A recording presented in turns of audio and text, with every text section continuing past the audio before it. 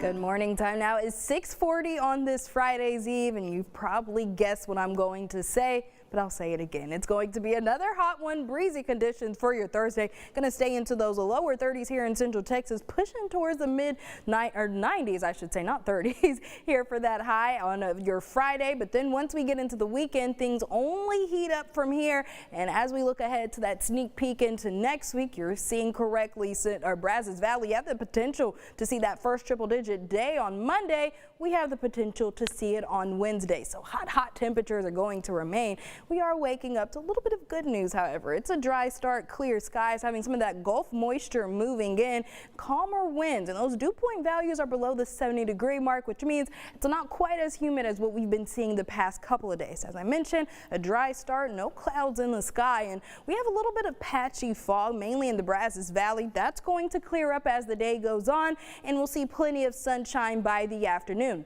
Highs top out into those lower 90s, mid-90s more in the Brazos Valley into some of our western zones, but it's going to be breezy. So we'll get a little bit of relief because we'll have a little bit less humidity once again and some of those breezy southerly winds. And it's not looking like we're going to break that record set back in 1992. We'll be just a couple of degrees below it with that forecast high at 94 degrees, but we're still well above what we usually see on a May afternoon. Doesn't look like we'll break the record for your Friday and Saturday either, but once we get into your Sunday, unfortunately, I can't say the same. Things only get hotter from here, and we'll be dealing with the upper 90s for those temperatures on Sunday, Monday, and Tuesday. And then Wednesday, that's the day where we could see that first triple-digit day. So if you haven't had time to head out to the pool or to do any of those fun water activities, trust me, you will have the chance to do so.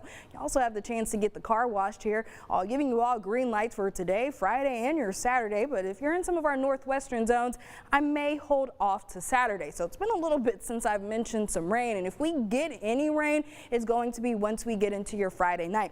Isolated to our northwestern zone, here's that rain chance, that line of storms on your Friday night.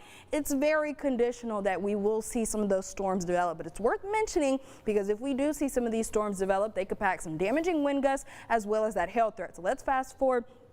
10 o'clock on your Friday night, you see a little bit more of our western counties getting some of that shower and storm activity, but by the time we get to midnight, drying things out, plenty of cloud coverage with those temperatures nice and muggy for your Friday. So keep that in mind for any of those Friday night plans. As I said, it's been a little bit since I mentioned that rain. We've been on the drier side of things. It's been a full 7 days since we've really had any substantial rain. But with this drought monitor, it didn't account for that rain we saw last week, so it may look a little bit differently today, but this week's dry weather really not going to impact it at all.